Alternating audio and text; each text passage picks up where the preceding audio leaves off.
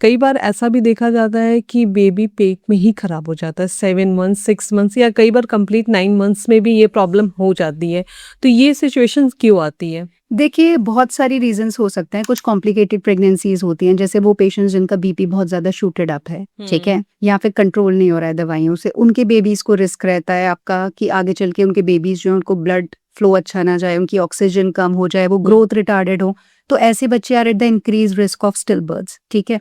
दूसरा है आपका, जैसे कि मैंने स्टार्टिंग में ही बताया था, शुगर, डायबिटीज़, जिसको हम बहुत नॉर्मल सा ले लेते हैं क्योंकि मदर को कोई प्रॉब्लम नहीं हो रही ना उससे। अगर Exactly. मेरी शुगर्स बढ़कर आ रही हैं तो मुझे क्या दिक्कत हो रहा है? क्योंकि कई बार जैसे आपने कहा प्रॉब्लम नहीं हो रही, फीमेल्स को लगता है कि मुझे तो कोई प्रॉब्लम है ही नहीं और एग्जैक्टली अंदर बहुत बड़ा गेम हो गया रहता है। एग्जैक्टली क्योंकि शुगर से मदर को क्या होगा, कुछ भी नहीं होगा, she'll come to the antenatal OPD, वो डॉक्टर को दिखाने आएगी, डॉक्टर शुगर के लिए दवाई दे देगा, थोड़ा सा बोल देगा कि भाई आलू चावल मीठे का परहेज कर लो, वो कर लेगी, लेकिन उसको एज सच कोई प्रॉब्लम नहीं है। प्रॉब्लम आती है बेबी को, बढ़े हुए शुगर का इफेक्ट आता है बेबी में। बेबी कभी अगर आपके शुगर्स अच्छे से कंट्रोल नहीं है तो बच्चा अचानक पेट में खत्म हो सकता है, ठीक है? That is one of the reason for still birth. एक वर्ड होता है इंट्राहेपेटिक कोलेस्टेसिस ऑफ प्रेगनेंसी, जिसमें मदर्स को क्या होता है, दे कम टू ओपीडी कि मेरे हाथों पैरों में खुजली हो रही है अचानक से मैडम 4-5 दिन से।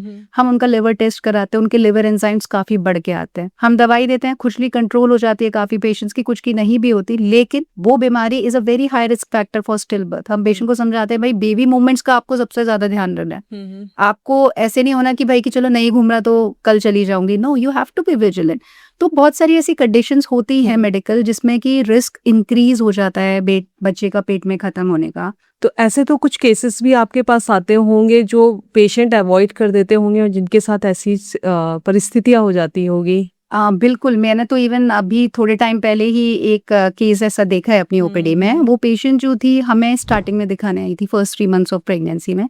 हमने उसको टेस्ट एडवाइस किए थे और फिर उसके बाद जो है वो थ्रू आउट द प्रेगनेंसी नहीं आई and immediately she came to labour room. हमारे लेबर रूम में आई कि 3 मंथ्स के बाद फिर वो आई ही नहीं, उसके कोई एंटीनेटल चेकअप्स नहीं थे, वो सीधा लेबर रूम में पेन करके आई। एक्चुअली जब हमने लेबर टेबल पे लिटाया उसका ऑलरेडी रास्ता काफी ज्यादा खुला हुआ था, ठीक है? तो she was in the process of delivery only. तो जब हमने धड़कन लोकलाइज करने की कोशिश की, हमें बच्चे की धड़कन ही नहीं सुनाई दे रही थी। तो जो भी उसके अटेंडेंट्स आए हुए थे, उसकी जेठानी आई हुई थी शायद उसके साथ, तो हमने एक्सप्लेन कर दिया कि भाई हमें तो धड़कन नहीं सुनाई दे रही है, लेकिन रास्ता इतना ज्यादा खुला हुआ है अभी कि ऑलमोस्ट 5-10 मिनट में डिलीवरी हो जाएगी, तो हम अल्ट्रासाउंड के लिए भी नहीं शिफ्ट करा सकते पेशेंट को। तो लेट्स जस्ट सी अब अंदर क्या है। जब वो बेबी डिलीवर हुआ, यू वोंट बिलीव, वो बेबी इतना ज्यादा ओल्ड आईयूडी था, मतलब बहुत दिन पहले वो पेट में खत्म हो चुका था। उसकी जो स्कल बोन्स थे, सर की हड्डियां जो थी एक दूसरे के ऊपर ओवरराइड कर रही थी, स्किन पील ऑफ हो चुकी थी and it was a male baby जिसका वजन अप्रोक्सीमेटली 2.8-2.9 kg का था।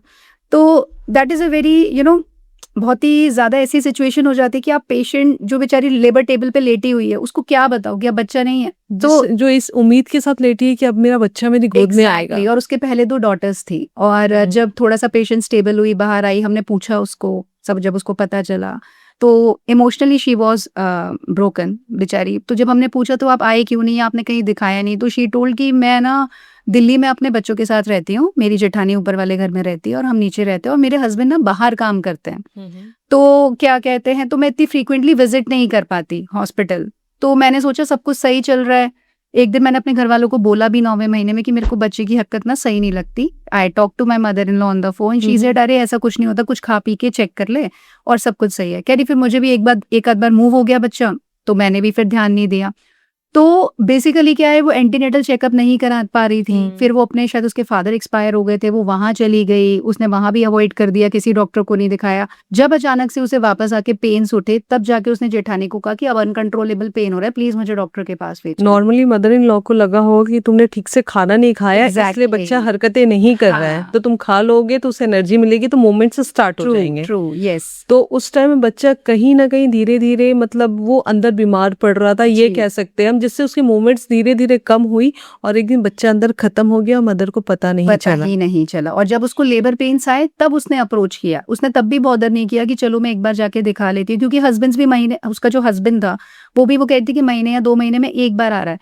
तो जो बंदा 2 महीने में एक बार आ रहा है और उसको दिख रहा है कि चलो मदर का पेट सही से दिख रहा है, मदर को मूवमेंट फील सही हो रहे हैं, तो इट्स लाइक फाइन। क्योंकि exactly, मतलब बाहर से आपको सारी चीजें अच्छी दिख रही है तो आपने खुद से मान लिया कि सब कुछ ओके है। एग्जैक्टली। लेकिन अब वो टाइम नहीं है। देखो हर डिकेड के साथ हर 10 साल 15 साल में नई बीमारी नई चीज बाकी सारे रिश्ते तो शायद थोड़ी देर के लिए सैड होंगे कि मैं बुआ बनने वाली थी, मैं नानी दादी बनने वाली थी, लेकिन जिस माँ ने 9 महीने तक उसे फील किया है, बिल्कुल उसके इमोशंस के बारे में शायद हम लोग सोच भी नहीं सकते कि कितना बुरा लगता होगा। एग्जैक्टली बिल्कुल। और फिर जब वो होता है कि देखिए चाहे मेल चाइल्ड हो चाहे फीमेल चाइल्ड हो, जब बच्चा एक बार पेट में आ जाता है ना, मदर के लिए वो सिर्फ बच्चा ही होता है, कनेक्ट हो जाती है मदर। एग्जैक्टली बाहर आके क्या होगा, दैट्स अ डिफरेंट थिंग। 4 लोगों की बात सुन के भले ही वो सोचे कि यार लड़का हो जाता मेरा, लेकिन जब वो एक बार पेट में आ गया तो वो माँ के लिए बच्चा ही है। बच्चा शायद 9 महीने के बाद हाथ में आता है, गोद में आता है, लेकिन एक मदर ना दिन भर में पता नहीं सैकड़ों बार अपने पेट को जब टच करती है तो उसे ये फील होता है कि मैं अपने बच्चे को टच कर रही हूँ। एग्जैक्टली तो वो मोमेंट बहुत डिफिकल्ट है। मतलब देखो, वी वर नॉट इन हर शू, हम उसके उसमें नहीं थे, हम एज ए डॉक्टर उसे समझा सकते हैं,